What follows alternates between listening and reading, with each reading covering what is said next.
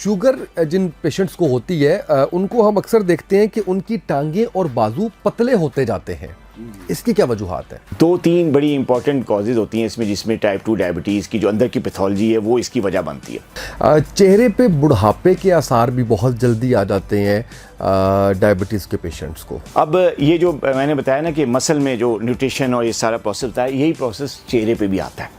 अब चेहरे पे मसल्स कम होते हैं, बड़े मसल्स तो बिग मसल्स तो टांगों पे बाजुओं पे हो गए, लेकिन यहाँ पे जो स्मॉल मसल्स होते हैं छोटे, जो कि जिनमें ब्लड सप्लाई जाएगी तो स्किन ज़रा फ्रेश नज़र आएगी, झुर्रियाँ कम बनेंगी। कि शुगर का गुर्दों पर क्या असर होता है और शुगर की दवाइयों का गुर्दों पर क्या असर होता है? डॉक्टर साहब आप दवाइयाँ देते हैं तो हमने तो सुना ये कि जो शुगर की दवाइयाँ होती हैं वो गुर्दे कमज़ोर कर देती हैं, गुर्दे ख़राब कर देती हैं। ऐसा हरगिज़ नहीं है। गुर्दे अगर आपके ख़राब हो रहे हैं तो इसकी सिम्टम्स कौन सी हैं जो नज़र आ जाती हैं? और साथ ही साथ ये भी बताइएगा कि क्रॉनिक किडनी डिजीज़ अगर आपको है तो क्या उसका कोई इलाज है या उसका सिर्फ डायलिसिस ही हल है उसका? ज़्यादातर जो शुरू की स्टेजेस होते हैं क्रॉनिक किडनी डिजीज़ की मुख्तलिफ स्टेज होती है, स्टेज 1 से लेकर स्टेज 5 तक। ठीक है जी। अब ये जितनी स्टेजेस हैं इनमें जो शुरू की स्टेजेस हैं स्टेज 1 या स्टेज 2 में शुरू की जो स्टेजेस होती हैं क्रॉनिक किडनी डिजीज़ की, जिसको हम नेफ्रोपैथी कहते हैं, कोई सिम्टम नहीं होते हैं। बिस्मिल्लाहिर्रहमानिर्रहीम, अस्सलाम वालेकुम नाज़रीन, मैं उसामा तैयब और मेरे साथ हमेशा की तरह डॉक्टर शाहिद नदीम साहब मौजूद हैं। किसी तारुफ के मोहताज नहीं है, बड़ा शानदार काम कर रहे हैं सोसाइटी के लिए अपनी वीडियोस के ज़रिए। डिफरेंट टीवी चैनल्स पे आप इनको पाकिस्तान के तमाम बड़े चैनल्स पे वक्तन फ़वक्तन देखते रहते हैं, सेहत के बारे में आगाही देते रहते हैं। इनके अपने सोशल मीडिया की अगर बात की जाए तो उसके ऊपर बड़ा शानदार काम कर रहे हैं। हमारा ये वाला पॉडकास्ट भी डॉक्टर शाहिद नदीम के जो फेसबुक पेजेस हैं, जो इंस्टा के पेजेस हैं, जो टिकटॉक और जो यूट्यूब है, इन सब पे लगता है और इसमें मोस्टली सवालात आपकी तरफ से आते हैं जो आप लोगों की आगाही के लिए होते हैं। डॉक्टर साहब का जो शुगर कंट्रोल प्रोग्राम है वो बड़ी शानदार परफॉर्मेंस के साथ जारी है और माशाल्लाह अब हज़ारों में मरीज़ हैं जो सेहतयाब हो रहे हैं। डॉक्टर साहब हमारे साथ मौजूद है। डॉक्टर साहब थैंक यू सो मच, कैसे हैं आप? अल्हम्दुलिल्लाह का शुक्र, ठीक है, खैरियत से। डॉक्टर साहब बड़े हमारे पास सवालात नए आ रहे हैं और उसमें जो सबसे पहला सवाल मैं आपसे जानना चाहूँगा वो ये है कि शुगर जिन पेशेंट्स को होती है उनको हम अक्सर देखते हैं कि उनकी टांगें और बाजू पतले होते जाते हैं। इसकी क्या वजूहात है? हाँ, ये बड़ा अच्छा क्वेश्चन है ये, बल्कि बड़ा कम बोला गया है इस पे ना। आमतौर पे भी आप जो वीडियोस में और देखते हैं लोगों को तो इस पे बड़ा बात कम होती है। इसकी दो तीन बहुत अहम बड़ी इंपॉर्टेंट वजूहात हैं, कॉजेज हैं इसके, कि जो शुगर पेशेंट्स हैं और ख़ास तौर पे ये होता है टाइप 2 डायबिटिक्स में। ये बात भी ज़रा लेके, कोई डायबिटीज़ डिफरेंट टाइप्स की होती है, तो टाइप 1 है उसमें ये चीज़ नहीं देखी जाती कि जो मसल लॉस है, बंदे भी यंग होते हैं टाइप 1 डायबिटिक्स, और जो मसल लॉस है या जो बाजू और टांगें जो पतली हो जाती हैं वो ज़्यादातर टाइप 2 डायबिटीज़ में देखी जाती है। उसमें कॉमन है। एक तो बात ये है। दूसरी वजूहात पे अगर हम आएँ तो दो तीन बड़ी इंपॉर्टेंट कॉजेज होती हैं इसमें, जिसमें टाइप 2 डायबिटीज़ की जो अंदर की पैथोलॉजी है वो इसकी वजह बनती है। क्या कि टाइप 2 डायबिटीज़ में जो सबसे बड़ा फैक्टर होता है जिसकी वजह से डायबिटीज़ होती है इंसान को, वो है इंसुलिन रेजिस्टेंस। ये जो इंसुलिन रेजिस्टेंस होता है, जिसका मैंने अक्सर वीडियोस में भी जिक्र किया है, आपको भी बताया था कि वो काले निशान पे पड़ जाते हैं, पिगमेंटेशन हो जाती है, जिसको हम एकेंथोसिस निग्रिकन्स कहते हैं। It's a sign of insulin resistance. तो उस इंसुलिन रेजिस्टेंस की वजह से जो फैट की डिस्ट्रीब्यूशन है बॉडी में वो चेंज हो जाती है, वो डिस्टर्ब हो जाती है। क्या होता है कि ज़्यादातर फैट जाके स्टोर होता है पेट में, एब्डोमेन में, और फिर उसकी वजह से पेट बाहर निकल आता है, सेंट्रल ओबेसिटी हो जाती है, और वो फैट जो है वो प्रॉपर्ली डिस्ट्रीब्यूट नहीं हो सकता पेरिफेरी में, जहाँ पे टांगे और बाजू होते हैं। तो एक वजह ये होती है कि जो बाजू और जो टांगे होती हैं उनमें फैट जाता ही नहीं, तो वो पतली हो जाती है। सारा फैट कहाँ आ जाता है? पेट पे। तो पेट निकल आता है, बाजू और टांग जो है वो पतली हो जाती है। एक तो ये एक सबसे बड़ी वजह टाइप 2 डायबिटिक्स में। दूसरी बड़ी वजह होती है मसल लॉस, जिसको हम सार्कोपनिया कहते हैं। क्या कहते हैं? सार्कोपनिया।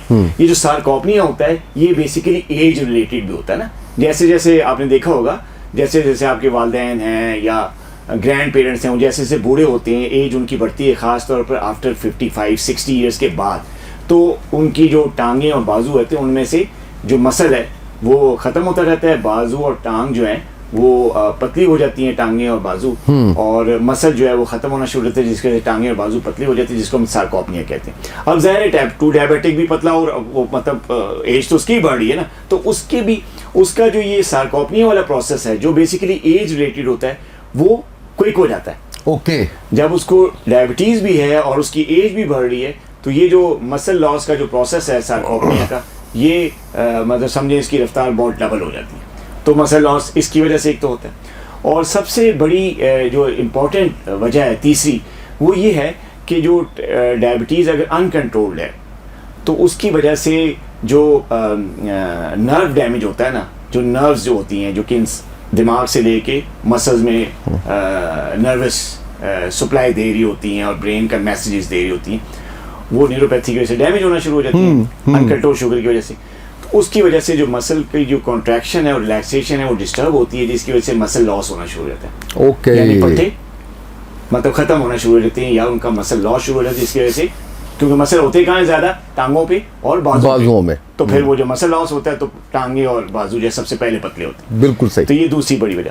तीसरी बड़ी वजह होती है कि डायबिटीज़ जब अनकंट्रोल होती है या टाइप 2 डायबिटीज़ अगर कंट्रोल भी है, अंदर बॉडी में जो वैस्कुलर सिस्टम है उसमें डिस्टर्बेंस आती है। और वजह उसकी ये होती है कि जो हमारी शरीयानें होती हैं, जो डायबिटिक पेशेंट की खून की शरीयानें होती हैं, उनकी जो वॉल्स होती हैं उनमें एक खास किस्म की इन्फ्लेमेटरी प्रोसेस जनरेट होता है ड्यू टू डायबिटीज, जो कि वेसल्स को तंग कर देते हैं और फ्रिज मतलब बहुत ज़्यादा फ्रिजाइल कर देते हैं, ब्रेकेबल हो जाती हैं, नाजुक हो जाती हैं, कमज़ोर हो जाती हैं, जिसमें से ब्लड फ्लो उतनी तेज़ी से उतनी अमाउंट में नहीं गुजरता जितना एक आम आदमी में नॉन डायबिटिक में गुजरता है। तो ब्लड सप्लाई क्या होगी? कम होगी। तो जब ब्लड सप्लाई कम हुई तो पट्टों को जो ऑक्सीजन पहुंच रही है या जो न्यूट्रिशन पहुंच रही है, जो खुराक पहुंच रही है, वो कम पहुंची, तो मसल लॉस तो होगा। खुराक ही नहीं जा रही किसी पट्टे में तो वो तो उसका साइज कम होगा। तो ये दूसरी बड़ी वजह जिसकी वजह से जो है वो टांगे और बाजू जहाँ पे बेसिक पट्टे होते हैं, मसल होते हैं, वो लॉस होना शुरू होते हैं। ये दूसरी बड़ी अहम वजह। और तीसरी वजह ये होती है कि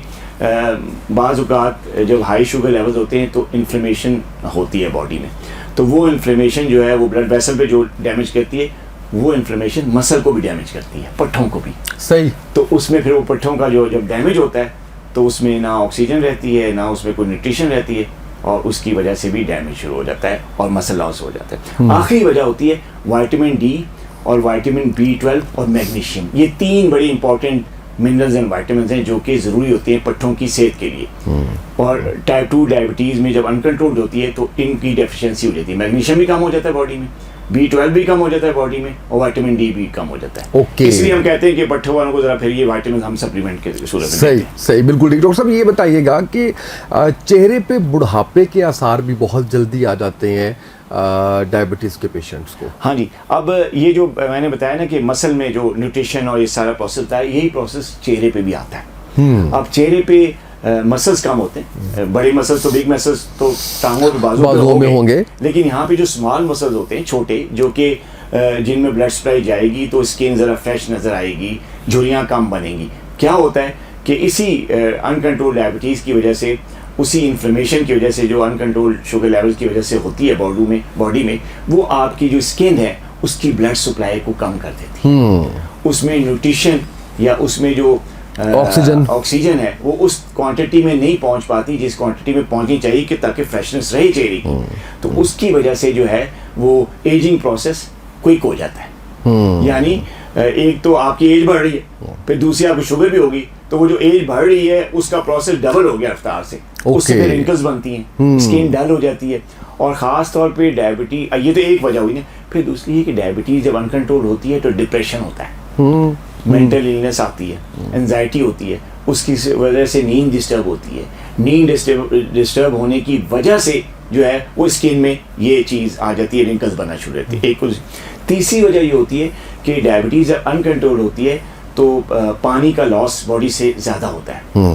तो अगर उस इंसान का पानी का इंटेक कम है और लॉस ज़्यादा है तो डिहाइड्रेशन होती है। डिहाइड्रेशन की वजह से ब्लड सप्लाई कम होती है चेहरे की, और ब्लड सप्लाई कम होने की वजह से न्यूट्रिशन नहीं पहुंचती और चेहरा डल हो जाता है, रिंकल्स आ जाती है। ये बेसिक वजूहत है जिसकी वजह से इंसान जो है वो बूढ़ा नजर आता है। यंग होते हुए भी चेहरे से वो रिंकल्स की वजह से और फ्रेशनेस खत्म होने की वजह से बुढ़ापे का शिकार होते हैं। इसलिए मैं कहता हूँ कि यार अपना शुगर कंट्रोल करें। बिल्कुल सही है। अच्छा डॉक्टर साहब, एक सवाल बल्कि दो सवाल इंटरलिंक्ड है। एक तो ये कि शुगर का गुर्दों पर क्या असर होता है और शुगर की दवाइयों का गुर्दों पर क्या असर होता है?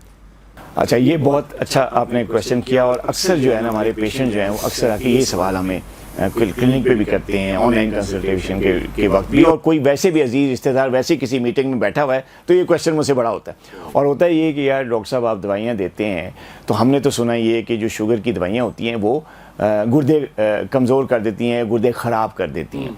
ऐसा हरगिज़ नहीं है। देखिए जो गुर्दों पे जो असरात होते हैं उसकी क्रॉनिक किडनी डिजीज़, या उसको हम कहते हैं जो शुगर की वजह से होते हैं, वो कहते हैं हम जी नेफ्रोपैथी। ये जो नेफ्रोपैथी होती है, डायबिटिक नेफ्रोपैथी होती है, इसकी वजह हाइपरग्लाइसीमिया होता है, शुगर लेवल क्रॉनिकली बढ़ना होता है। इसकी वजह कोई शुगर से की बीमारी में जो दवाइयाँ दी जाती हैं या एंटी डायबिटिक जो ड्रग्स होती हैं उनकी वो वजह नहीं होती। ओके। लेकिन ये एक मिथ है सोसाइटी में, जो कि मेरा ख्याल है ज़्यादातर उन लोगों की तरफ से ये फैलाई गई है कि जो कहते हैं यार दवाइयाँ छोड़ दो, डॉक्टर को छोड़ दो, और मेरे नुस्खे इस्तेमाल कर लो, ये डाइट ले लो, ये कर लो, तुम्हारी शुगर ख़त्म हो जाएगी। बेसिकली इस डिस इन्फॉर्मेशन के पीछे ये लोग हैं। हालांकि इसका साइंटिफिक कोई वो चीज़ नहीं है कि जी अगर फ़र्ज़ करें अगर गुर्दे ख़राब होने होते तो जो FDA जो फेडरल ड्रग अथॉरिटी है या जितनी भी हेल्थ अथॉरिटीज़ हैं दुनिया की जो कि पूरी सेहत को वर्ल्ड की कंट्रोल किए हुए, तो वो इन ड्रग्स पे बैन ना लगा देती। उनका दिमाग ख़राब है कि वो लोगों के गुर्दे ख़राब कर रही हैं दवाइयाँ। तो ऐसा बिल्कुल ये टेक्निकली इसमें कोई हकीकत नहीं है। जो डायबिटीज़ की जो मेडिकेशंस हैं, चाहे इंसुलिन से लेके दवाई तक, हर गोली तक, किसी भी दवाई का कोई साइड इफ़ेक्ट नहीं है जो कि इंसान के गुर्दे ख़राब कर दे। गुर्दे ख़राब होते हैं सिर्फ डायबिटीज़ के अनकंट्रोल होने की वजह से। इसको हम कहते हैं डायबिटिक नेफ्रोपैथी। सही है। अच्छा डॉक्टर साहब, मुझे एक चीज़ और बताइए कि गुर्दे अगर आपके ख़राब हो रहे हैं तो इसकी सिम्टम्स कौन सी हैं जो नज़र आ जाती हैं, और साथ ही साथ ये भी बताइएगा कि क्रॉनिक किडनी डिजीज़ अगर आपको है तो क्या उसका कोई इलाज है या उसका सिर्फ डायलिसिस ही हल है उसका? ये दो बड़े इंपॉर्टेंट क्वेश्चन है। पहला क्वेश्चन कि जी जो गुर्दे ख़राब होते हैं सिम्टम्स उनके सिम्टम्स क्या हैं, अलामात क्या हैं? देखिए ज़्यादातर जो शुरू की स्टेजेस होते हैं क्रॉनिक किडनी डिजीज़ की मुख्तलिफ स्टेज होती है, स्टेज 1 से लेकर स्टेज 5 तक।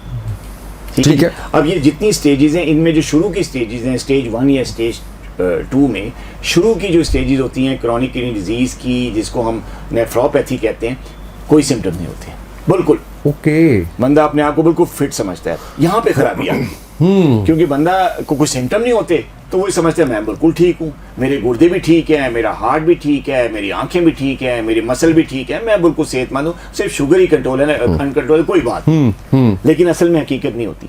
हकीकत ये होती है कि वो जो स्टेज 1 स्टेज 2 की या इनिशियल स्टेजेस में जो क्रॉनिक किडनी डिजीज चल रही होती है जी, वो बेसिकली अंदर चल रही होती है, और उसका क्योंकि इलाज नहीं हो रहा होता, डायग्नोज नहीं होती, तो उसकी ट्रीटमेंट तो शुरू ही नहीं हुई होती, तो वो फिर प्रोग्रेस करती है। जब वो प्रोग्रेस करती है तो फिर फर्दर एडवांस स्टेजेस में चली जाती है। जब वो एडवांस स्टेजेस में चली जाती है तो फिर क्या होता है, कहते हैं जी डायलिसिस शुरू हो गई, जी ट्रांसप्लांट कराओ। तो ये चीज़ें एंड स्टेज रीनल डिजीज तक पहुंच जाती हैं क्योंकि शुरू में सिम्टम्स ही कोई नहीं होती है। हाँ, कुछ सिम्टम्स आते हैं जो कि फिर जब स्टेजेस आगे बढ़ती हैं तो कुछ सिम्टम्स आना शुरू हो जाते हैं। जब एडवांस स्टेजेस आने शुरू होती हैं स्टेज 3 स्टेज 4 तो फिर कुछ सिम्टम्स आते हैं, जैसे एंकल स्वेलिंग, पाँव के जो गिट्टों के जो जोड़ हैं उसमें स्वेलिंग आ जाती है, पाँव थोड़ा सूजना शुरू हो जाती हैं, स्वेलिंग मुंह पे भी नज़र आती है, फेस भी स्वेल होना शुरू हो जाता है, हाथों पे भी स्वेलिंग आ जाती है, पेशाब जो है वो बार बार आना शुरू हो जाता है, ख़ासतौर पे रात के वक्त यूरिन बंदा बार बार जाके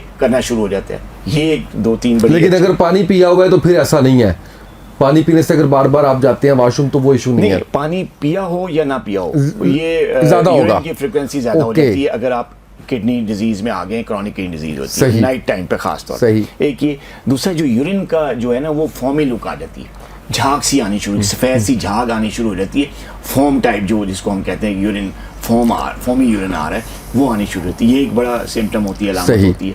इसके अलावा जो है ना वीकनेस फील करता है बंदा पहले ठीक होता है, वो कहते हैं यार ये क्या, मैं वही खा रहा हूँ, मेरी शुगर लेवल्स भी यही हैं, ये मैं वीक क्यों होता जा रहा हूँ, दिन ब दिन मुझ में काम करने की सलाहियत जो है वो क्यों कम होगी, मैं थक रहा हूँ। तो इंसान जल्दी थकना शुरू हो जाता है। सही। ये भी एक सिम्टम है।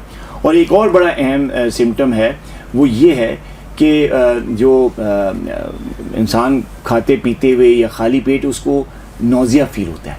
ओके। जिसको मतली नहीं कहते। जी जी जी, दिल थोड़ा सा वो वॉमिट फील होती है, मतलाता है और कुछ खाने का दिल नहीं करता, और खाता है तो फौरन वो कहता है कि बस उल्टी कर दूं। तो ये भी एक अलामत है क्रॉनिक किडनी डिजीज़ की। सही। लेकिन हल यही है कि अपना शुगर लेवल कंट्रोल करें, और अगर आपको फैमिली हिस्ट्री है किडनी प्रॉब्लम की और आपको ब्लड प्रेशर भी है, तो आपको चाहिए कि अपने मुआलिज के मशवरे से स्क्रीनिंग कराते रहा करें। साल में 1-2 दफ़ा गुर्दों के प्रॉपर टेस्ट ज़रूर करवाएं। बिल्कुल सही है। अच्छा डॉक्टर साहब, अच्छी बात ये होती है कि आप हमेशा डाइट के किरदार पे बड़ा ज़ोर देते हैं, और जब भी आपसे बात की जाए किसी भी बीमारी के हवाले से तो आप उसमें डाइट में ज़रूर गाइड करते हैं। गुर्दों के आज हम क्योंकि टॉपिक डिस्कस कर रहे हैं, तो गुर्दों की बीमारी अगर किसी को हो जाती है खुदा न खास्ता, तो ऐसी कौन सी चीज़ें हैं जो खानी चाहिए और ऐसी कौन सी चीज़ें हैं जो नहीं खानी चाहिए? देखिए, ये बड़ा अच्छा आपका क्वेश्चन है, और इसमें जब हम बेसिकली जब क्रॉनिक किडनी डिजीज़ होती है तो शुगर लेवल कंट्रोल करने के बाद हमारी एक ही ख्वाहिश होती है, एडवाइस होती है, रिकमेंडेशन होती है पेशेंट को, जो हम रिकमेंड करते हैं कि आप अपनी डाइट को ठीक करें। सबसे जो बड़ी चीज़ होती है जब आपको क्रॉनिक किडनी डिजीज़ डायग्नोज होगी, उसके बाद ही आप कह रहे हैं ना, जी जी, तो एक तो सबसे बड़ी टिप जो मैं देना चाह रहा हूँ, जी जी प्लीज़, ये मेरा सवाल था लेकिन आप दे दें साथ साथ। नंबर 1 कि आप जो है ना अपना ब्लड शुगर लेवल कंट्रोल में रखें। ओके, ठीक है जी, ये सबसे जरूरी है। डाइट से ज़्यादा जरूरी है कि अपना शुगर लेवल कभी भी HbA1c आपका 7 से ऊपर ना जाए। आपका HbA1c हमेशा 7 से नीचे रखें, ये पहली शर्त। दूसरी शर्त इसकी ये है कि अगर आप चाहते हैं किडनी डिजीज़ फ़ौरन ठीक हो, जल्दी ठीक हो, आप रिवर्स में जाएं CKD, तो उसमें आपका ब्लड प्रेशर जो है 130/80 से नीचे होना चाहिए। कभी भी इस ब्लड प्रेशर को 130/80 से ऊपर ना जाने दें। मैंने रेंज बता दिया, बिल्कुल इससे कम रखें। ये दो इंपॉर्टेंट जो हैं कंडीशंस हैं। ये करके फिर डाइट का रोल आता है। ये दो चीज़ें आपकी हो गई, अब डाइट पे आते हैं। अगर ये दो चीज़ें नहीं होंगी तो डाइट बेशक आप अच्छी कर लें, आप किडनी फ्रेंडली डाइट ले लें, जैसे कि मैं जिक्र करूंगा अभी, लेकिन वो उसकी बेस ही खराब होगी। उसकी बेस खराब। पहले बेस को आपने स्ट्रॉन्ग करना है, और बेस आपकी किडनी डिजीज से प्रिवेंशन की तब होगी जब आपका HbA1c 7 से नीचे रहेगा और आपका ब्लड प्रेशर जो है वो 130 और 80 रहेगा। ये दो इंपॉर्टेंट कंडीशंस है। अब तीसरी बात आती है डाइट पे। सबसे पहली चीज जो अवॉइड करनी होती है, जिससे बचना होता है, वो होता है नमक। अच्छा, नमक कम आपने कर देना है, बल्कि उसको एलिमिनेट ही कर दें, ज़्यादा बेहतर है। ठीक है, उसकी जगह कई ऐसे सॉल्ट आ गए हैं मार्केट में, जो कि जैसे वो आर्टिफिशियल स्वीटनर नहीं होते, इसी तरह आर्टिफिशियल सॉल्टिश नमक होते हैं, जिनमें सोडियम नहीं होता और वो आपको टेस्ट देते हैं। ठीक है, एक तो ये। लेकिन मैं अक्सर पेशेंट्स को कहता हूँ, बजाय किसी आर्टिफिशियल चीज़ पे जाने के, मैं कहता हूँ नींबू इस्तेमाल करें। आप खाना खा रहे हैं, नींबू मतलब सालन में से सॉल्ट नहीं है, आटे में सॉल्ट नहीं है, तो आप क्या करें, अपने सालन में, अपने सैलेड पे टेस्ट बनाने के लिए नींबू निचोड़ें। नींबू एक तो आपको विटामिन C देगा, आपकी इम्यूनिटी बढ़ाएगा, प्लस किडनी रिपेयर करने में बड़ा अच्छा रोल है उसका। किडनी डैमेज को रिपेयर करने में नींबू का रोल है, तो आप नींबू का इस्तेमाल करें, उससे टेस्ट नमकीन बनाएं। एक तो ये चीज़ होगी। दूसरी बड़ी चीज़ ये करनी होती है कि जो डायबिटिक पेशेंट्स होते हैं, उनको प्रोटीन डाइट जो है वो छोड़ देनी होती है। यानी आपने देखा कोई ऐसा क्रैश डाइट प्रोग्राम जिसमें प्रोटीन हाई करके दी जाती है वेट लॉस के लिए और शुगर कंट्रोल के लिए, ऐसे किसी भी डाइट प्लान पे, किसी भी क्रैश डाइटरी जो है वो रिकमेंडेशंस पे, डाइट प्लान पे नहीं जाना चाहिए। आपको प्रोटीन्स कम से कम करनी होती हैं। ये नहीं कि आप बिल्कुल ही पीछा छुड़ा ले गोश्त से, लेकिन अपने डायबिटोलॉजिस्ट से, अपने नेफ्रोलॉजिस्ट से पूछकर आपने प्रोटीन इंटेक को बहुत रिस्ट्रिक्ट कर लेना होता है। सही, चंद ग्राम्स की प्रोटीन आप डेली बेस पे ले सकते हैं, अदरवाइज आप नहीं ले सकते। तो मेरा कहना ये होता है कि अगर प्रॉब्लम जल्दी ठीक करनी है तो कोशिश करें कुछ अरसे के लिए गोश्त, खास तौर पे जो बीफ और मटन है, जो रेड मीट है, उससे ज़रा आप बचें। जैसे नमक से बचने का, इन दोनों चीज़। तो एक ये चीज़ अवॉइड करें। तीसरी चीज़ ये है कि आपको जो है ना अपना फिजिकली एक्टिविटी में आना होता है। वजह ये होती है, पीछे जो बैकग्राउंड रीज़न होती है, ब्लड सप्लाई का डैमेज हो रहा होता है, ब्लड सप्लाई जहाँ नहीं होती किडनी में, तो उसको करने के लिए आपको फिजिकली एक्टिविटी में आना पड़ता है। अब कुछ ऐसे फ्रूट्स हैं जिसमें पोटेशियम होता है, वो भी हम मना करते हैं। तो यानी हम कहते हैं किडनी पेशेंट्स को कि आप केला भी ना लें, और आप ऑरेंज की फैमिली जितनी भी है, सिट्रस फ्रूट की जितनी भी फैमिली है, उसको एक्सेप्ट लेमन। ओके, ठीक है, हाँ, वो तो अभी आप बता रहे थे कि वो ले लें। ये आपने नहीं लेने। तो ये दो फ्रूट्स ऐसे हैं जैसे जिसमें केला और ये ऑरेंज है, या वो ऑरेंज हो गया, या मौसमी, माल्टा, संतरा, कुछ भी सारा केस में, तो ये ज़रा अवॉइड करने होते हैं। एक ये चीज़ है। और प्लस तीसरी और चौथी बड़ी इंपॉर्टेंट चीज़, कुछ स्मोकिंग। अगर आप स्मोकर हैं और आपको डायबिटीज़ है, उसकी वजह से आपको क्रॉनिक किडनी डिजीज़ हो रही है, तो फ़ौरन जो है ना स्मोकिंग छोड़ दें, तक कर दें। इसका भी बहुत बड़ा रोल होता है कि आपका डैमेज जो है रिवर्सिबल हो और आप जल्दी से आपकी किडनी जो है जो ठीक हो, तो उसके लिए आपको स्मोकिंग से भी छुटकारा, मतलब फौरन बंद कर दें स्मोकिंग। बिल्कुल सही। और एक और चीज़ ये है कि जो चिकनाई है, फैट्स हैं, अनहेल्दी फैट्स है, जैसे ये प्रोसेस्ड ऑयल्स हैं, ये जो घी है बनास्पति, इनसे आप खाना इसमें ना बनाएं। या तो देसी घी लें या फिर आप कोकोनट ऑयल का इस्तेमाल करें। ये इन हेल्दी, या एवोकाडो ऑयल का भी इस्तेमाल कर सकते हैं। ये हेल्दी ऑयल्स पे आप आएँ। तो ये बेसिकली वो डाइट है जो कि मैंने बताई कि जो कि किडनी की डैमेज को रिपेयर भी करेगी, आपको फर्दर डैमेज से बचाएगी। बिल्कुल सही। अच्छा डॉक्टर साहब, गुर्दे में पथरी हो जाना बड़ा कॉमन सुनते हैं हम लोगों से, और जहाँ पर हम ये सुनते हैं वहाँ पर ये भी कहा जाता है कि अगर आपके गुर्दे में पथरी हो गई है तो पानी की मिकदार बढ़ा दें, पानी ज़्यादा पिएं। अच्छा, अब यही फार्मूला क्या गुर्दे खराबी के ऊपर भी इम्प्लीमेंट करना होता है कि उसके अंदर भी पानी की मिकदार को बढ़ा देना चाहिए? देखिए, दो अलग बीमारियाँ। ये लोग इन दोनों बीमारियों को ब्रॉडर टर्म में लेते हैं, जो कि एक डिसइंफॉर्मेशन है, मिस इन्फॉर्मेशन है, गलत फहमी है लोगों की, कि वो समझते हैं कि जो पथरी वाली गुर्दे की तकलीफ है और जो शुगर की वजह से क्रॉनिक किडनी डिजीज या डायबिटिक नेफ्रोपैथी होती है, एक ही चीज़ें। ओके। तो इसमें इन्वॉल्व क्या है? गुर्दा।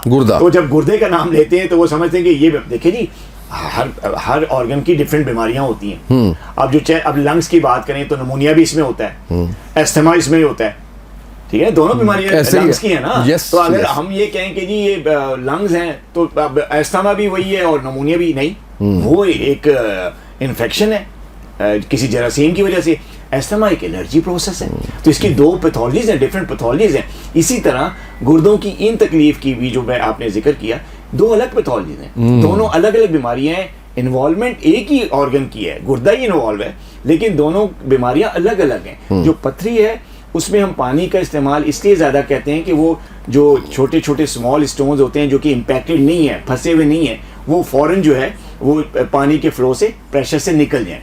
बिल्कुल सही। पानी ज़्यादा कहते हैं। लेकिन जो क्रॉनिक किडनी डिजीज अगर आपको हो गई है, डायबिटिक नेफ्रोपैथी, और आपकी किडनी फंक्शन डिस्टर्ब हो रहे हैं, तो उस सूरत में हम पानी पे कदर लगाते हैं। हम कहते हैं एक ख़ास किस्म की लिमिट हम बताते हैं और कहते हैं कि अगर किडनी डिजीज होए तो आप 1.5 से 2 लीटर या 1.5 से 2.5 लीटर से ज़्यादा पानी आप नहीं पी सकते 24 घंटे में। ओके, बिल्कुल सही। तो क्रॉनिक किडनी डिजीज में पानी कम कर दिया जाता है, लिमिटेड होता है, और जो पथरी होती है उसमें ज़्यादा पानी पिया जाता है। तो ये दो अलग अलग बीमारियाँ हैं। इन दोनों को जो है वो आप एक ही पैमाने पे ना इसको नापें, और पेशेंट से यही मैं कहूँगा कि ये दो अलग बीमारियाँ, बेशक ऑर्गन एक है, हाँ, लेकिन अलग अलग है। हाँ, तो उसमें पानी का इंटेक ज्यादा है, इसमें पानी का इंटेक लिमिटेड है। लेते हैं पानी, बिल्कुल सही, ज्यादा नहीं। बिल्कुल ठीक है। अच्छा डॉक्टर साहब, ये बताइएगा कि अक्सर अचानक रात को टांगों में दर्द क्यों होता है? हाँ जी, ये जो टांगों में रात का दर्द है ना, डायबिटिक पेशेंट से आप बात करें, खासतौर पे टाइप 2 डायबिटिक्स में ये प्रॉब्लम बहुत ज़्यादा है। इसकी जो बड़ी वजह है वो डायबिटिक पॉलीन्यूरोपैथी है। न्यूरोपैथी की वजह से नर्व सप्लाई डैमेज हो जाती है, और ये कोई एक दिन का प्रोसेस नहीं होता, it's a chronic process, it takes months, years जब ये प्रॉब्लम आती है। तो जब एक दफ़ा आ जाए तो ये इरिवर्सिबल होती है। इसको स्टॉप कर सकते हैं, इसका प्रोग्रेस हम स्लो कर सकते हैं, लेकिन ये रिवर्स नहीं हो सकती, इसको 100% क्योर नहीं किया जा सकता अगर आपकी नर्व डैमेज हो गई है, न्यूरोपैथी हो गई है, चाहे जिस मर्जी स्टेज की है। ठीक है। तो ये जो आपने बताया कि जो रातों को जो टांगों में दर्द होता है डायबिटिक पेशेंट्स का, जो उनको सोने में भी नहीं देता और काफ़ी बेचैनी करता है, तो इसकी बेसिक वजह जो होती है वो डायबिटिक पॉलीन्यूरोपैथी है। और उस न्यूरोपैथी की वजह ये होती है कि शुगर हाई रहने की वजह से, काफ़ी देर तक शुगर लेवल हाई रहने की वजह से, तो वो नर्व्स डैमेज हो जाती हैं जो ब्रेन से आ रही हैं, पट्टों को सप्लाई कर रही हैं, खासतौर पे टांगों और पाँव के जो नर्व सप्लाई है वो डैमेज हो जाती है, जिसकी वजह से रात में जब पेशेंट लेटता है बेड पे तो उसको वहाँ पे पेन स्टार्ट हो जाता है। सही। डॉक्टर साहब, ये बताइएगा कि सेहत के लिए या वैसे भी आम जिंदगी के अंदर हमने बड़ा सुना कि फलों का जूस पीना चाहिए। खाली पेट ताज़ा फलों का अगर आप जूस पीते हैं तो वो सेहत के लिए कैसा है?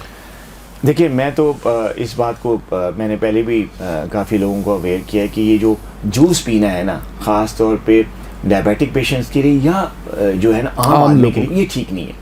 क्योंकि अल्लाह ताला ने जो फल बनाया है ना, उसमें जो इसकी जो ताकत है, इसके जो विटामिन्स हैं, इसमें जो आयरन है, इसमें जो पोटेशियम है, मैग्नीशियम है, जितना बी कॉम्प्लेक्स फैक्टर है, जितने भी मिनरल्स और विटामिन्स हैं जो फ्रूट में होते हैं, वो अल्लाह ताला ने इसके कंटेंट फ्रूट में रखे हैं, इसके जूस में नहीं रखे। जूस जो मतलब इसके छिलके में और इसके फाइबर में रखे हैं ये सारे मिनरल, अल्लाह ताला ने फ्रूट में। जो ये जूस है, जी। जो इसका पानी है, फ्रूट का पानी होता है ना जूस, ऐसा ही है। जूस अल्लाह ताला ने बोनस के तौर पे दिया है कि यार चलो तुम ये खाओ, इससे तुम्हें ये ताकत मिलेगी, मिनरल्स विटामिन मिलेंगे, तुम ये ले लो। तो बोनस के तौर पे, क्योंकि तुमने ये विटामिन ले रहे हो, फाइबर ले रहे हो, तो चलो मैं बोनस के तौर पे तुम्हें मैं ये उन्होंने अल्लाह ताला ने एक गिफ्ट दिया है, बोनस दिया है कि ये चले एक मीठा सा जूस भी साथ ले लो। ये नहीं, और हम क्या कर रहे हैं, हम जो असल चीज है, जो असल उसकी ताकत है, जो मिनरल्स और जो विटामिन या जो उसका अंदर का कंटेंट है, फाइबर है, वो हम बाहर निकाल रहे हैं और हम उसका पानी पी रहे हैं। तो यानी जिस चीज के लिए बोनस दिया गया है वो बोनस तो हम ले रहे हैं, लेकिन मेन उस चीज को तो फेंक रहे हैं। तो ये अनहेल्दी स्टाइल है। चाहे आप डायबिटिक हैं, चाहे आप नॉन डायबिटिक हैं, किसी भी तौर पे जो फ्रूट का जूस है आपके लिए ठीक नहीं है। आपके लिए फ्रूट एज अ होल उसको खाएं, छिलके, फाइबर, उसके पूरे कंटेंट को एज अ होल लें। यानी जैसे आप माल्टे का जिक्र करूं, माल्टा मौसमी खाएं, जूस ना पिए, पूरा एज अ होल खाएं। सेब खाएं, अब जूस ना पिए या उसका शेक ना बनाएं। बिल्कुल सही। तो बिल्कुल अगर आम खाएं लेकिन उसका जूस नहीं पीना, में शेक ना बनाएं, उसको एज अ होल लें, ताकि उसके पूरा रेजिस्टेंस, उसकी पूरी ताकत आपको मिल सके। बिल्कुल सही। डॉक्टर साहब, बच्चे आज के इतने ज्यादा हाइपर एक्टिव, डिप्रेस्ड, क्या वजह है कि इतने चिड़चिड़ापन आ जाता है उनके अंदर? देखिए ये लाइफस्टाइल बिहेवियर इसका है, उसमें इसका रीज़न।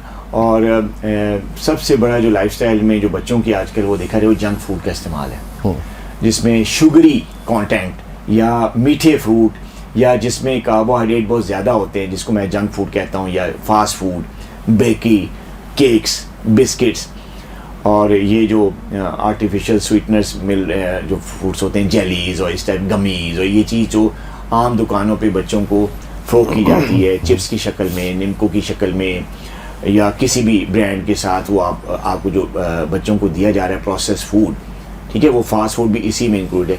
उसमें उनका जो कैलोरी कंटेंट है बहुत ज़्यादा होता है, फैट, शुगर और उसमें जो नमक जो है बहुत ज़्यादा होता है, प्रिजर्वेटिव्स बहुत ज़्यादा होते हैं, यानी केमिकल से भरपूर ये चीज़ें प्रोसेस करके बच्चों को फूक की जा रही हैं, जिनके इंटेक से बच्चों में जो है ना ये हाइपर एक्टिविटी आ जाती है, प्लस वो जो है वो डिप्रेस होना शुरू हो जाते हैं।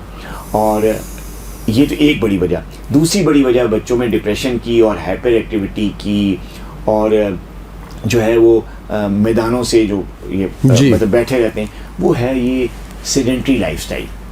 बच्चे अब ग्राउंड से जो है ना वो कट गए, मोबाइल हर वक्त कहते हैं जी। अब मैंने अक्सर देखा है कि वो हमारे क्लिनिक पे माएँ आती हैं अपने आप को चेक कराने, बच्चा जरा सा शोर करने लगता है या थोड़ा सा उठता है कुर्सी से तो फौरन मोबाइल पकड़ा दो। अब ये तो उन्होंने अपना दर्द सर जो है वो टैकल करने के लिए जो है उनको एक मोबाइल डिवाइस दे दी, लेकिन मैं उनको कहूँगा, मेरे हवाले से जो माएँ हैं या जो पेरेंट्स हैं, कि आपने आपको आसानी देने के लिए, अपने कंफर्ट के लिए, वक्ती कंफर्ट के लिए, बच्चा बैठा रहे जी, रोए ना या तंग ना करे, मैं अपने काम कर लूँ या मैं अपनी मीटिंग कर लूँ या मैं अपने टेलीफोन पे अपनी फ्रेंड से बात कर लूँ, तो ये ले बच्चा तू मोबाइल ले ले।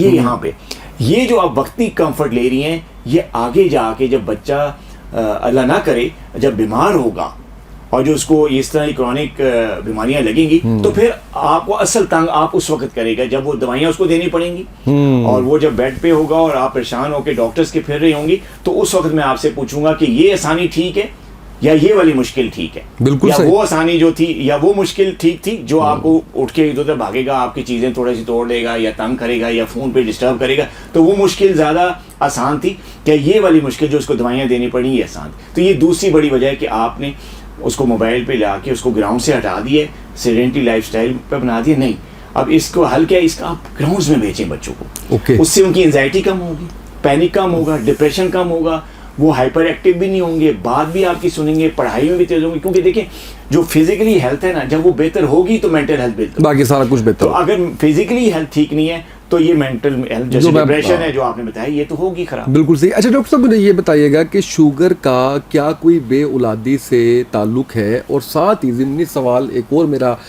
लेते जाइए इसके अंदर कि शुगर के जो पेशेंट्स हैं उनका टेस्टोस्टेरोन की कमी को वो कैसे पूरा कर सकते हैं? देखिए, एक तो ये मैं गलतफहमी जो है वो मिथ जो है वो निकालते चलूँ कि शुगर की बीमारी से बेऔलादी का कोई ताल्लुक नहीं है। बिल्कुल ठीक। अगर आपने अपनी बीमारी जो है वो सही कंट्रोल में रखी हुई है, प्रॉपर इलाज करा रहे हैं, प्रॉपर डॉक्टर से आप दवाइयाँ ले रहे हैं, प्रॉपर डाइट रखी हुई है, प्रॉपर एक्सरसाइज पे, यानी 3 चीज़ों का कम्बिनेशन जो मैं कहता हूँ, अगर उस पर रख के आपने शुगर लेवल कंट्रोल किया हुआ है तो बेऔलादी होना या इनफर्टिलिटी होना वो शुगर की वजह से नहीं होता। ठीक है। एक तो बात ये जहन से निकाल रहे हैं। मेरे हज़ारों पेशेंट्स हैं, उसमें टाइप 1 भी हैं और टाइप 2 डायबिटिक भी ठीक हैं, है। जो कि तकरीबन 20-20 साल से मुझसे इलाज करवा रहे हैं। जब मेरे पास आए थे फर्स्ट टाइम डायबिटीज़ का इलाज करवाने, तो वो आए थे मतलब उस वक्त शादी भी नहीं हुई थी उनकी। ठीक है। और उनको फिर ट्रीटमेंट चल रही है, फिर उसके बाद उनकी शादी हुई, अब माशाल्लाह उनके 4-4, 5-5 बच्चे। माशाल्लाह। तो वो बेऔलादी का इससे कोई ताल्लुक नहीं। हाँ, ये हो सकता है कि अगर आपकी जो डायबिटीज़ है वो अनकंट्रोल्ड है, जी, प्रॉपर इलाज नहीं कर रहे, इधर उधर से जो है ना वो जो जैसे किसी ने कोई टोटका दे दिया, किसी ने कोई हिकमत दे दी, किसी ने कुछ खिला दिया कि ये डाइट ले लो, और आपने दवाइयाँ छोड़ के डॉक्टर से पीछा छुड़ा के आपने शुगर अनकंट्रोल कर ली। और इस पे हमारा पूरा एक पॉडकास्ट है, पूरा एक पॉडकास्ट कि तवीज़, धागा, डाइट, वो ये सारा सारा हमने कुछ जी लेके जी और खट्टे पानी, कड़वे पानी पी के तो आप जो अपनी शुगर कंट्रोल के नहीं हुई, ठीक है, और उस प्रोसेस में पड़े रहे तो क्रॉनिकली आपको हाइपरग्लाइसीमिया हो गया। जी। तो जब क्रॉनिक हाइपरग्लाइसीमिया होता है तो उसकी वजह से जो इन्फ्लेमेशन बढ़ती है, जैसे कि मैंने बताया, इन्फ्लेमेशन बढ़ती है, उससे ब्लड सप्लाई कम होती है, ब्लड सर्कुलेशन पुअर हो जाती है हर ऑर्गन की। अब वो जो सेक्सुअल ऑर्गन्स हैं जी, जिसमें टेस्टिस भी हैं, जिसमें और ऑर्गन्स भी हैं, उनकी ब्लड सप्लाई कम हो जाती है ना, तो उनको भी तो खाना चाहिए, उनको भी तो न्यूट्रिशन चाहिए। उन ऑर्गन्स को, जो हमारी मर्दाना कुव्वत के जो ऑर्गन है, उनको क्या ऑक्सीजन नहीं चाहिए? क्या उनको ब्लड के जरिए जो है वो न्यूट्रिशन नहीं चाहिए? तो जब आपकी शुगर अनकंट्रोल होगी, आपकी ब्लड सप्लाई डिस्टर्ब होगी, आपके अंदर फ्री फैटी एसिड्स और इस तरह के गैर ज़रूरी जो है वो फैट्स घूम रहे होंगे ड्यू टू अनकंट्रोल डायबिटीज, तो फिर वो सारे आपके सेक्सुअल ऑर्गन्स को भी खराब करेंगे ना। तो वो वही प्रोसेस जो किडनी खराब करता है, वही प्रोसेस जो हार्ट खराब करता है, वही प्रोसेस जो आंख का पर्दा रेटिनोपैथी करता है, वही प्रोसेस आपके टेस्टिस में और आपके जो सेक्सुअल ऑर्गन्स है उसमें भी जाएगा ना, तो वो वीक होंगे। तो फिर आप कहते हैं कि जी देखें, ये किसी दवाई का या किसी बीमारी का कसूर नहीं है, वो कसूर आपके, आपने उसका प्रॉपर इलाज नहीं किया। अब उसकी जो नताइज हैं वो आपको भुगतना पड़ रहे हैं, और उस नतीजे में आप इनफर्टाइल भी हो सकती हैं, आपको बच्चे पैदा करने की सलाहियत कम हो सकती है, वीक हो सकती है, लेकिन वो बीमारी की वजह से नहीं है, वो आपके गलत इलाज और अनकंट्रोल शुगर उसको कंट्रोल ना करने की वजह से होती है। तो ये होती है। अब दूसरा सवाल आपका कि जी टेस्टोस्टेरोन अगर शुगर पेशेंट में कम हो जाए, इसको कैसे बढ़ाया जाए? देखिए, उसके 2-3 तरीके, और इसमें ज़्यादातर क्योंकि शुगर लेवल्स के ना कंट्रोल होने की वजह से टेस्टोस्टेरोन का लेवल कम होता है, तो पहली तो मैंने बताया कि पहले आपने कोशिश करनी है शुगर कंट्रोल करें, यानी आपका जो HbA1c लेवल है वो कभी भी 7 से ऊपर ना जाए। पहले तो ये सही। दूसरा, इसकी ट्रीटमेंट ये कि आपका अपना ब्लड प्रेशर भी कंट्रोल में रखना है, क्योंकि ब्लड प्रेशर हाई होने से और शुगर लेवल हाई, जब दोनों ये मिल जाते हैं तो फिर ब्लड सप्लाई बहुत ज़्यादा वीक हो जाती है सेक्सुअल ऑर्गन्स की। तो आपने अपना ब्लड प्रेशर 130/80 से नीचे लेके आना है, शुगर का जो HbA1c लेवल है उसको 70% से नीचे लेके आना है। इन दोनों चीज़ों को करने के बाद आपने कुछ ऐसी जो है सप्लीमेंट्स लेने हैं जो कि आपको डॉक्टर सजा देते भी हैं, मैं खुद देता हूँ, जिनसे ब्लड सप्लाई इंप्रूव होती है। जिनसे जो फ्री पॉइजनस किस्म के फैटी एसिड्स आपकी उसमें फैले होते हैं ब्लड में, उनसे छुटकारा हासिल किया जाता है। उसमें हम जो है वो प्रॉपर एक डाइट भी देते हैं, और डाइट में जो टेस्टोस्टेरोन इंप्रूव करने की डाइट होती है वो बेसिकली सप्लीमेंट्स होते हैं, जिसमें विटामिन ई का बहुत बड़ा रोल है, बड़ा इंपॉर्टेंट रोल है, विटामिन डी का बहुत बड़ा रोल है, vitamin B complex, B1, B2, B6, B12, इन तीनों बी कॉम्प्लेक्स फैक्टर्स का बहुत बड़ा रोल है। फिर हम ये जब शुगर कंट्रोल होगी, ब्लड प्रेशर कंट्रोल हुआ, साथ में सप्लीमेंट्स आ गए, और सप्लीमेंट्स के साथ हम सारे विटामिन्स देते हैं, जिसमें विटामिन ई सबसे टॉप है, विटामिन डी सेकंड नंबर पे, और विटामिन बी कॉम्प्लेक्स तीसरे नंबर पे। अच्छा, अब चौथी चीज़ है एक्सरसाइज, फिजिकल एक्टिविटी, खास तौर पे साइकिलिंग, वॉकिंग, थोड़ी सी हल्की जॉगिंग अगर आपकी एज इजाज़त देती है, रनिंग, स्विमिंग। ये जो कार्डियो टाइप एक्सरसाइज है जिसमें आपका वेट भी कम होता है, जिसमें आपकी ब्लड सर्कुलेशन पूरी बॉडी की बढ़ती है, इसको आप करना होता है। ब्लड सर्कुलेशन ही से आपकी टेस्टोस्टेरोन लेवल ऊपर आता है। और आखिरी बात जो ज़्यादा ज़रूरी मैं समझता हूँ वो स्ट्रेस। जब आपका स्ट्रेस की वजह से, क्रॉनिक स्ट्रेस की वजह से कॉर्टिसोल लेवल जो है ना, जो ब्रेन से जो स्ट्रेस हार्मोन है वो जब निकलता है कॉर्टिसोल, तो वो क्या करता है, वो आपके बाकी लिवर शिवर पे जाके इंसुलिन रेजिस्टेंस और बाकी मेटाबॉलिक चेंजेस तो करता ही करता है, ये आपके सेक्सुअल फंक्शन को भी और सेक्सुअल जो टेस्टोस्टेरोन लेवल है उसको भी कम करता है। अब टेस्टोस्टेरोन लेवल जो है वो जब कम होता है तो अगर कॉर्टिसोल के हाई लेवल की वजह से कम हो रहा है तो आपको उसको कम करना है। उसके कुछ अद्वियात भी होती हैं, लेकिन ज़्यादातर हम कहते हैं कि पेशेंट को कि आप अपनी नींद पूरी करें, स्ट्रेस, एंजाइटी या टेंशन, कारोबारी, घरेलू जो भी है उसको ख़त्म करें, ताकि आपका कॉर्टिसोल लेवल कम हो, कंट्रोल में आए, फिर आपका टेस्टोस्टेरोन लेवल ऊपर जाता है। बिल्कुल सही। डॉक्टर साहब ये बताइएगा कि क्या शुगर की वजह से स्ट्रेस हार्मोन्स आपके रिलीज होते हैं? होते शुगर के हाई होने की वजह से जो है वो जो कॉर्टिसोल लेवल जो है वो, क्योंकि शुगर जब हाई होती है तो ब्रेन में जो सेंटर्स होते हैं, ख़ास तौर पे आपका जो एपेटाइट सेंटर है या जो आपका स्लीप सेंटर है वो डिस्टर्ब होता है, प्लस आपकी मेमोरी लॉस होने की वजह उसकी होती है कि जब शुगर जब हाई होती है इसका मतलब है सेल में ग्लूकोज नहीं जा रहा, वो ब्लड में फिर रहा है। तो जब सेल के अंदर ग्लूकोज की एंट्री नहीं है तो जो न्यूरॉन्स हैं, जो ब्रेन के सेल्स हैं, वो कहाँ से एनर्जी यूज करते हैं? ग्लूकोज से ना। तो ग्लूकोज तो अंदर जा ही नहीं रहा, ऐसे वो तो आपका हाइपरग्लाइसीमिया है, आपको शुगर की वजह से, इंसुलिन रेजिस्टेंस की वजह से आपके न्यूरॉन्स में ग्लूकोज जा ही नहीं रहा है, ये जा भी रहा है तो बहुत थोड़ा, उतनी नहीं जा रहा है जितना रिक्वायरमेंट है। तो क्या होता है कि जो ब्रेन सेल्स हैं वो वीक होना शुरू हो जाते हैं। जब ब्रेन सेल वीक होते हैं तो डिप्रेशन भी आता है, मेमोरी लॉस भी होती है, इंसोम्निया, नींद की कमी भी होती है, जिसकी वजह से स्ट्रेस आता है, स्ट्रेस बढ़ता है और उसकी वजह से स्ट्रेस हार्मोन ज़्यादा निकलता है। स्ट्रेस हार्मोन ज़्यादा निकलता है, फिर आपका वो फिर दोबारा से नेगेटिव इफेक्ट डालता है, वो लिवर पे जाता है, वहाँ से लिवर को कहता है कि तुम ग्लूकोज बना के निकालो, फिर वहाँ से ग्लूकोज निकलता है, तो आगे से शुगर लेवल हाई होता है, लिवर से भी ग्लूकोज निकलना शुरू होता है, शुगर लेवल और स्पाइक कर जाता है। ओके। तो ये एक ऐसा फिनोमेना है जो एक को पोटेंट करता है, दूसरे को पोटेंट करता है, और वजह उसकी वही हाइपरग्लाइसीमिया, शुगर लेवल अनकंट्रोल होना है। तो वैसे जो आपने सवाल किया कि वाकई इसकी वजह से होता है, से कॉर्टिसोल लेवल बढ़ता है। डॉक्टर साहब ये बताएगा कि आपका जो शुगर का पेशेंट है उसको अक्सर औकात तेजाबियत क्यों रहती है? देखिए, अब मैंने जैसा कि पहले कभी बताया था कि डायबिटीज़ अगर कंट्रोल हो जाए, उसको पूरा प्रॉपर आप ख्याल रखें, तो मैं इसको बीमारी नहीं समझता, मैं इसको डिसिप्लिन समझता हूँ। लेकिन अगर आप इसका ख्याल नहीं रखेंगे, इसको कंट्रोल नहीं करेंगे प्रॉपर तरीके से, मेडिसिन से, बैलेंस डाइट से और जो आपका हेल्दी लाइफस्टाइल से, उससे अगर कंट्रोल नहीं करेंगे तो it's a mother of disease. यानी आपके हर ऑर्गन को इफेक्ट करेगी ना। देखिए, आपका ये जो ब्लड है जिसमें शुगर लेवल बढ़ा हुआ है, ये तो थिक ब्लड है, शुगरी ब्लड है या मीठा खून है, कहाँ जाएगा? हर जगह जाएगा ना, हर ऑर्गन में जाएगा। ऐसे ही है। उसमें ब्रेन भी है जिसकी चेंजेस की हमने अभी बात की, उसमें आपके सेक्सुअल ऑर्गन भी है जो हमने अभी बात की, स्टमक भी है, वो भी है, स्टमक भी है ना, मैदे में भी तो ब्लड सप्लाई जाएगी ना।